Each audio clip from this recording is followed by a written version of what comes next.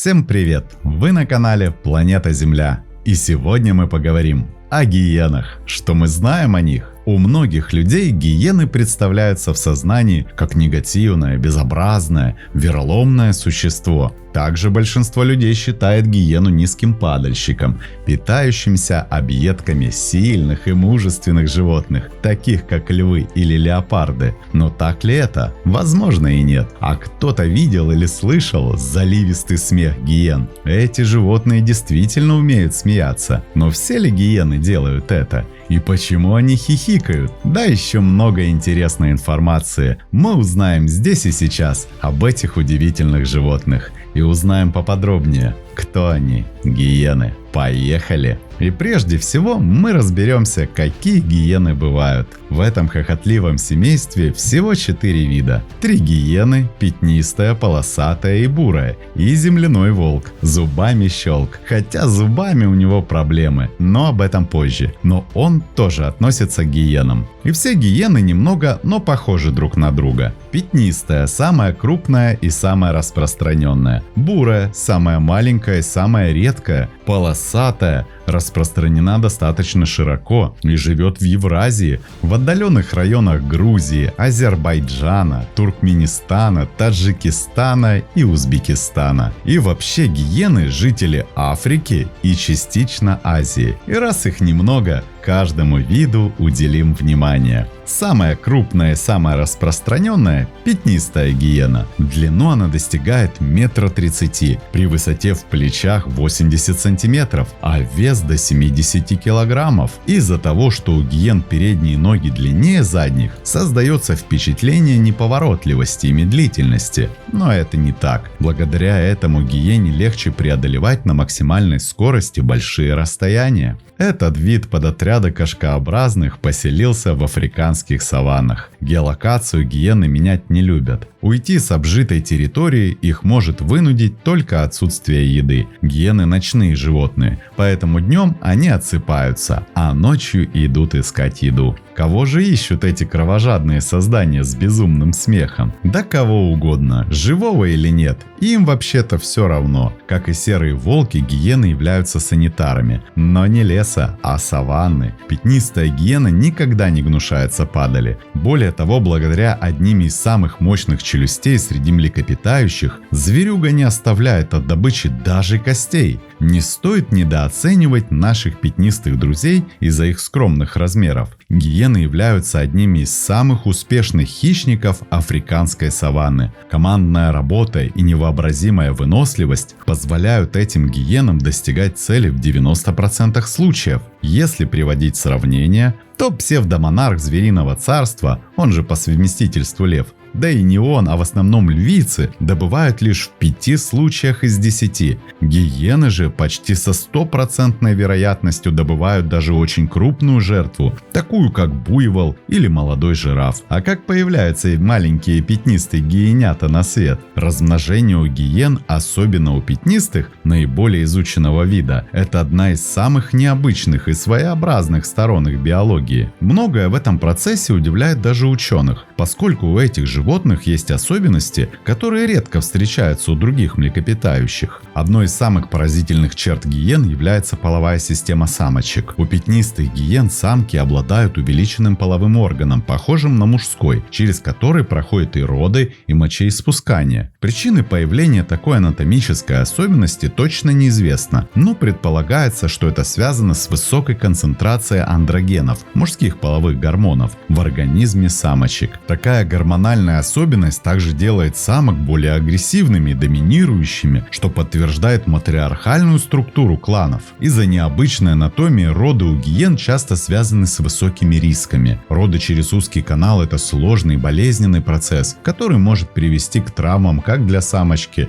так и для новорожденных. Беременность у гиен длится около 110 дней. Обычно рождается от 1 до 3 детенышей, хотя чаще всего выживает только 1 или 2. Новорожденные гиены, в отличие от многих других хищников, появляются на свет с открытыми глазами и развитыми зубами, что помогает им быстро адаптироваться к жизни. С самого рождения у детенышей пятнистых гиен наблюдается высокий уровень агрессии. В случае рождения 2 щенков они часто начинают бороться за доступ к материнскому молоку и вниманию, иногда до смерти одного из них. Это явление называется инфантицид и характерно для гиен. Более сильный детеныш получает преимущество, убивая или подавляя более слабого. Этот естественный отбор помогает выжить самым агрессивным и сильным особям, что может быть связано с общей конкурентной средой внутри кланов. Самки гиен – преданные матери, и в течение первых нескольких месяцев детеныши кормятся исключительно молоком матери, которое является одним из самых питательных среди млекопитающих. Гиеновое молоко содержит очень высокий процент жира и белков, что позволяет детенышам быстро набирать вес и расти. Мать может заботиться о детенышах в течение года или дольше, хотя в возрасте примерно от 6 месяцев они начинают постепенно переходить на мясную пищу, которую им приносят взрослые. Самочки достигают половой зрелости в возрасте около 3 лет, самцы примерно на год раньше. Как уже упоминалось, самки доминируют в клане, и они выбирают себе партнеров для размножения. Самец должен заслужить внимание самочки, демонстрируя свою покорность и готовность сотрудничать. У самцов редко бывает возможность спариваться с альфа-самкой, если они не являются частью высшей иерархии. В отличие от многих других млекопитающих, самцы гиен не играют значительной роли в уходе за потомством. Весь последующий уход за детенышами ложится на самочку, которая защищает их и обучает основам охоты и социальной жизни в клане. Пятнистые гиены обладают относительно долгой продолжительностью жизни для хищников. В дикой природе они могут жить около 12-15 лет, хотя отдельные особи могут доживать и до 20 при благоприятных условиях. В неволе, благодаря отсутствию угроз со стороны других хищников, наличию медицинской помощи и стабильного питания, гиены могут дожить и до 25. Эта долгая жизнь в значительной мере связана с их социальной структурой и мощным иммунитетом, что помогает им справляться с различными болезнями и травмами. Хотя численность пятнистых гиен постепенно снижается в некоторых регионах, в целом они демонстрируют удивительную устойчивость к изменениям окружающей среды. В отличие от более специализированных хищников, таких как гепарды или леопарды, гиены легко адаптируются к жизни на территориях, где человеческая активность высока. Они могут кормиться отходами человеческой деятельности или охотиться на домашний скот, что, конечно, вызывает конфликты с людьми, но поддерживает численность популяции. Так что не будем сильно переживать из-за самых крупных гиен. Лучше посмотрим на самых редких – бурых. Это интересный малоизученный вид из семейства гиеновых, который отличается от более известной пятнистой гиены не только внешним видом, но и образом жизни. Ее тело покрыто длинной, густой, обычно темно-коричневой или бурой шерстью, которая делает ее визуально крупнее. На спине и боках шерсть особенно длинная, создавая видимость гривистого животного. У бурой гиены крупные заостренные уши, которые играют важную роль в терморегуляции. В отличие от пятнистой гиены, у бурой нет ярких пятен на теле. Ее внешний вид скорее напоминает более классический облик падальщика. Темная и менее яркая окраска помогает ей оставаться незаметной в полумраке саванны или полупустыни. Но кроме пышной шевелюры, в арсенале имеются мощные челюсти. Черепа бурых гиен крупнее, чем у живущих севернее полосатых гиен, а их зубы более крепкие, что указывает на лучшую специализацию к определенной пище. Ведь почти весь рацион состоит из мертвечины разной степени свежести, за что бурая гиена удостоилась звания самого крупного сухопутного падальщика. Наши бурые герои и героини не станут гоняться за добычей, им лень. Вместо этого они отберут добычу у тех, кто уже сделал всю грязную работу за них. Еще одной важной частью ее рациона являются фрукты и растения, что отличает ее от остальных гиен. Например, бурая гиена охотно ест плоды баобаба, если мясная пища недоступна. Это делает ее всеядным животным и помогает выживать в суровых условиях, где доступ к падали может быть ограничен. На рейды бурые гиены выходят поодиночке, однако живут в стаях. Причем матриархата, как у их пятнистых сородичей, у них нет. Социальную иерархию нечесанные бурые кошкообразные переняли у серых санитаров леса волков. Кланом бурых падальщиков заправляет альфа-пара, которая подчиняется несколько омег и детишки. Бурые гиены поддерживают стабильность клановой иерархии с помощью агрессивных ритуальных представлений и притворных поединков. Еще одна из особенностей бурых гиен – это их скрытность и способность избегать прямого контакта с человеком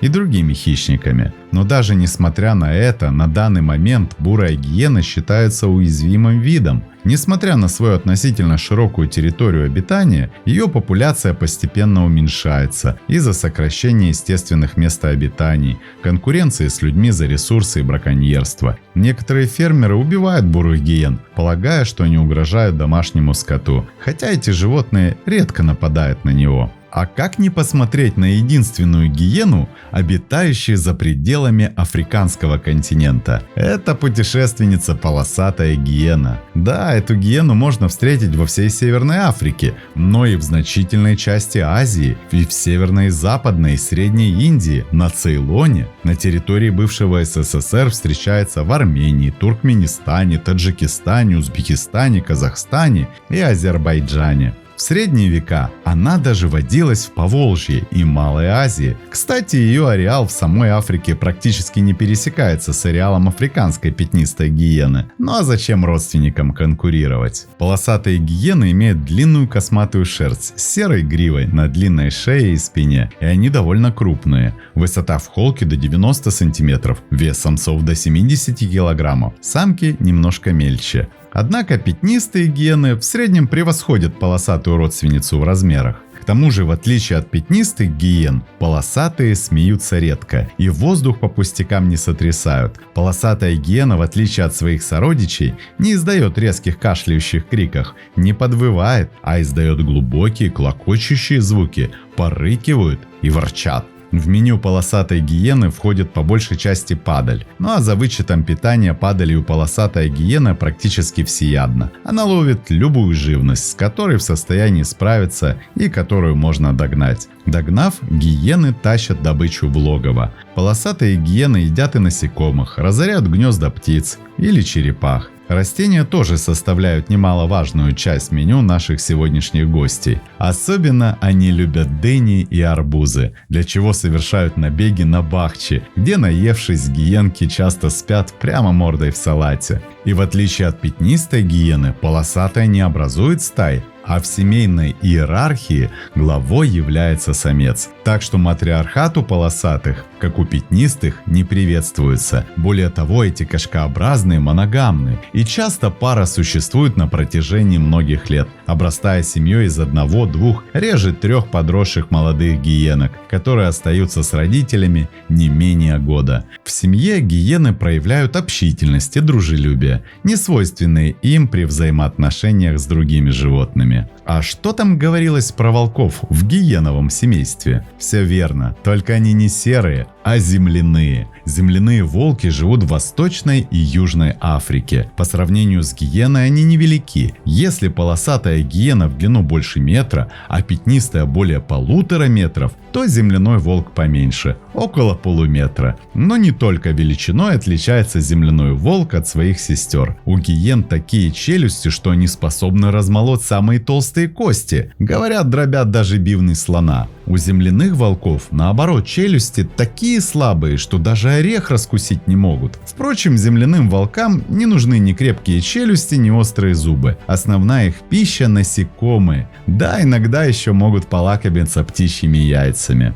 Земляной волк может съедать до 300 тысяч термитов за одну ночь, используя свой длинный липкий язык для поимки насекомых. Причем он не разрушает термитников, а аккуратно слизывает термитов с поверхности, позволяя колониям восстанавливаться и поддерживая таким образом устойчивость их популяции. Это делает его не только отличным специалистом по термитам, но и важным участником экосистемы. Что же касается обороны, то земляной волк защищен надежнее, чем самый могучий зверь. У него, как и у скунса, имеется химическое оружие. Однако, несмотря на такое могучее оружие, земляные волки сейчас почти полностью истреблены и встречаются очень редко. А некоторых гиен уже нет на земном шаре. И наш разговор пойдет о доисторических предках гиен. На протяжении времени пятнистые гиены и африканские львы – непримиримые соперники. Но противостояние было бы куда эпичнее,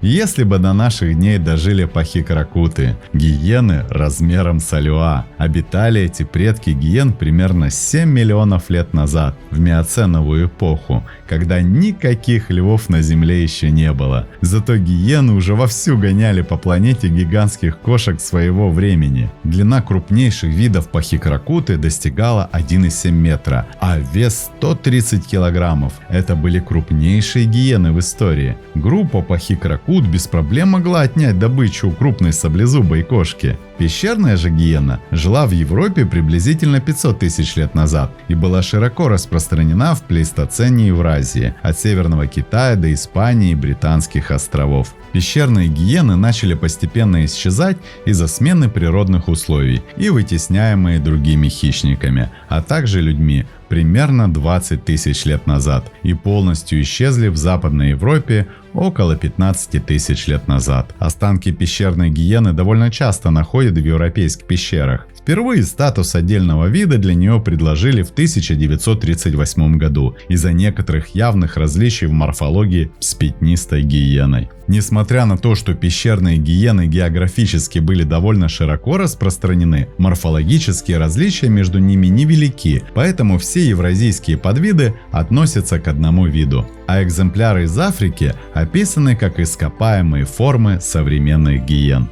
Главное морфологическое отличие от пятнистой гиены заключалось в более длинных конечностях. Плечевые и бедренные кости пещерной гиены были длиннее, чем у современной родственницы, что являлось скорее всего адаптацией к жизни в холодном климате с многоснежными зимами. И главными конкурентами пещерных гиен были, конечно же, древние люди. Как оказалось, гиены соперничали с нашими предками, и война эта была не на жизнь, а на смерть. И по сути проиграли гиены, ведь именно вы сейчас смотрите видео о вымершей гиене, а не наоборот. Что же касается современных гиен, то они еще достаточно многочисленны, кроме бурой, но несмотря на это остаются таинственными и легендарными. До сих пор о них рассказывают множество небылиц, с ними связывают множество примет. Например, в Туркменистане считается, или по крайней мере считалось до недавнего времени, что ремень, сделанный из кожи, снятый с брюха самки гиены, очень сильный талисман. Некоторые народы приписывают магическую силу хвосту гиены. Волшебные и сверхцелебные свойства приписывались и мясу этих животных. Вой гиены считали предвестником беды. Люди были уверены, что у собак пропадал голос и чутье,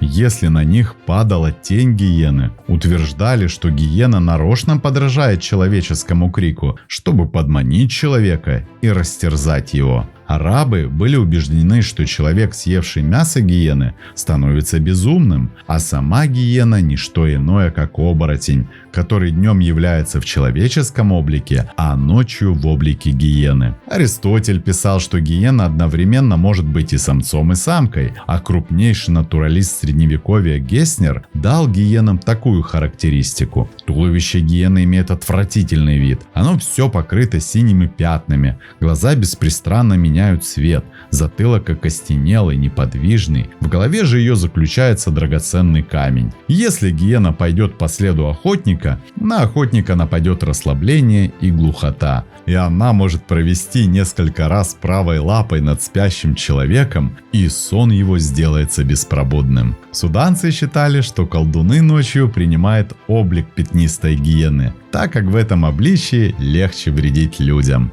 Но однако не все так относились к гиенам. Например, древние египтяне считали этих зверей священными и одновременно содержали их в специальных помещениях, откармливая на убой. Кстати, этот обычай сохранился в Северной Африке среди некоторых племен до 20 века. Сложно представить, как мясо гиены можно употреблять в пищу, однако доказан тот факт, что из различных частей их туш готовили зелья вплоть до 19 века. Мало у кого гиена ассоциируется с домашним любимцем, нежно лижущим руки своему хозяину. А между тем этих кошачьих стали одомашнивать еще во времена Древнего Египта. Гиена приручалась столетиями назад, подобно собаке. Уже много лет африканские жители содержат этих животных в качестве домашних любимцев. А домашнюю гиену человек научил ее выполнять ряд простых команд. Прирученная гиена обладает веселым нравом и живым умом, испытывает огромную благодарность своему хозяину. И многие из них говорят, что интеллект и обучаемость гиены несколько выше, чем у собаки. Но это не точно. Впоследствии приручения зверь оказался отменным компаньоном для человека на охоте и надежным защитником от врагов. Хотя считалось, что гиен из-за их злобного нрава,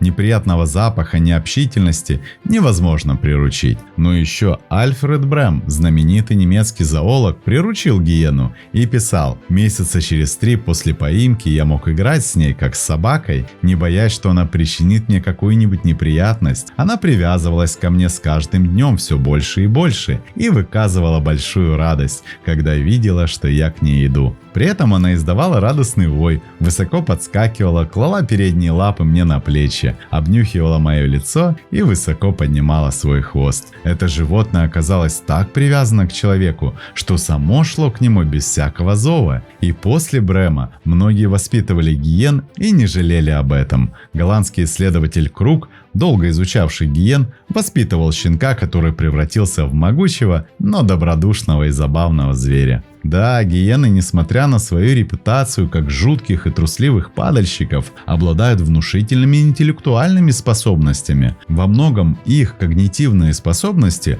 можно сравнивать с социальными животными, такими как приматы и дельфины. Гиены живут в крупных матриархальных кланах, где роль альфа-самки крайне важна. Их социум сложен. Каждая особь занимает свое место в иерархии, и это требует высокой социальной интеллигентности. В кланах гиен тесно связаны семейные узы, и они распознают друг друга даже спустя долгое время разлуки. Это говорит о том, что у них развита долговременная память, а также способности к социализации и взаимной поддержке. У гиен есть целый язык из звуков, жестов и запахов. Их смеющийся крик – это не просто случайное проявление эмоций. Разные вариации смеха и визгов могут передавать важную информацию о статусе в группе или состоянии животного, сигнализировать об опасности или звать на помощь. Исследования показывают, что гиены могут интерпретировать даже мелкие изменения в тональности криков своих сородичей. Гиены демонстрируют высокий уровень интеллекта и в решении задач. Например, эксперименты показывают, что они могут использовать инструменты для достижения своей цели, что требует хорошего уровня абстрактного мышления. Кроме того, гиены способны кооперироваться и решать задачи в группе, распределяя роли между собой. Это говорит о наличии стратегического мышления. Гиены нередко демонстрируют способности к обману и манипуляциям, что также является признаком развитого интеллекта. Например, они могут вводить в заблуждение других хищников, отвлекая их от добычи, чтобы получить возможность украсть ее попозже. Гиены также обладают отличной памятью. Они могут запоминать территорию, где они охотились, и возвращаться к ним через значительное время. Гиены также быстро обучаются и способны адаптироваться к изменяющимся условиям. Например, они учатся избегать ловушек или использовать новые источники пищи, если привычные становятся недоступны. Кстати, гиенами часто называют гиеновидных собак, ближайших родственников волков и других представителей семейства собачьих. На гиен они похожи лишь большими круглыми ушами, да пятнистой окраской, которая, кстати, ярче, чем у гиен. Гиеновидные собаки тоже живут в Африке. Это прожорливые, сильные, дерзкие и кровожадные хищники. Они охотятся стаями, преследуют крупных животных, и даже самая быстроногая саблерогая антилопа не способна спастись от них. О гиеновидных собаках идет дурная слава. Насколько она справедлива, сказать трудно. Это еще требует проверки. Но эта дурная слава распространяется и на гиен. Хотя и по происхождению, по образу жизни и по повадкам гиены никакого отношения к гиеновидным собакам не имеют. Естественных врагов у всех гиен, как вы понимаете, немного. Хотя молодняк может стать жертвой хищных птиц. В Африке взрослых гиен часто душит лев. Вообще львы испытывают гиенам, это касается не только полосатой гиены, а всех гиен вообще, сильную, не совсем непонятную ненависть и стараются давить их при любом удобном случае. Собственно, гиены платят старым и слабым львам той же монетой. Люди тоже недолюбливают гиен. Гиены способны утащить ягненка или курицу, да и кого покрупнее, попортить сад в поисках плодов или съесть фрукты, разложенные для сушки. Однако, на счастье, гиен как объект охоты не представляет совершенно никакого интереса. Мясо и не употребляется в пищу, а редкий грубый мех не годится ни на какие поделки. Тем не менее, гиены играют критически важную роль в экосистемах, в которой они обитают, несмотря на их частое негативное восприятие. Их деятельность оказывает значительное влияние на экологическое здоровье и баланс различных экосистем. Их роль как падальщиков, охотников и конкурентов других хищников помогает поддерживать экологическое равновесие, здоровье популяций травоядных и чистоту природной среды. Без них экосистемы потеряли бы важного участника, что привело бы к цепной реакции негативных последствий. И по сути, негативные представления о гиенах сложились благодаря образам, описанных в массе художественной литературы людьми, где писатели пытались создавать контраст между добром и злом, и гиена попала в разряд отрицательных героев. Так вот, дорогие друзья, если кто так думает, то он глубоко ошибается. Во-первых, у животных нет отрицательных или положительных героев. Каждому дикому животному природа и эволюция определила свое место, в том числе и в пищевой цепочке. И падальщики на нашей планете нужны не меньше, чем хищники или травоядные, кем в основном и являются, не считая земляного волка, пятнистые, бурые, полосатые хохотушки гиены. Смотрим, слушаем, записываем, подписываемся. Не забываем ставить лайки и делиться этим видео с друзьями. Это очень помогает продвижению. С вами канал Планета Земля.